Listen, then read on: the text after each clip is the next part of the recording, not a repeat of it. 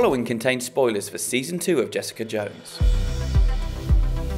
There's a new superhero called Whizzer introduced at the start of Jessica Jones Season 2, and turns out the character has a lengthy history in the Marvel Universe, dating all the way back to the 1940s. In fact, there have been multiple Whizzers in the comics, but we're going to concentrate on the original and most famous version, Robert Frank.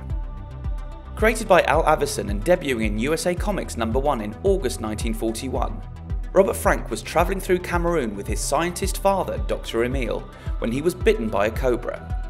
His dad does what all good dads should do and injects Robert with mongoose blood that not only saves his life, but also gives him super speed.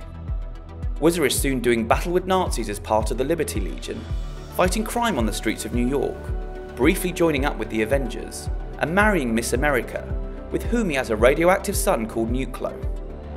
Whizzer eventually dies in a fight with the villain responsible for Nuclo's affliction, but during their battle the kid is cured. As for the TV version, Robert Coleman arrives on the doorstep of Alias Investigations, wearing a yellow hoodie the same colour as comic book Whizzer's superhero suit. But Robert isn't all that convincing when claiming someone is trying to kill him because of his super speed. Jessica rolls her eyes and mocks Coleman when he reveals that kids in school called him the Whizzer, and that he can only go fast when scared.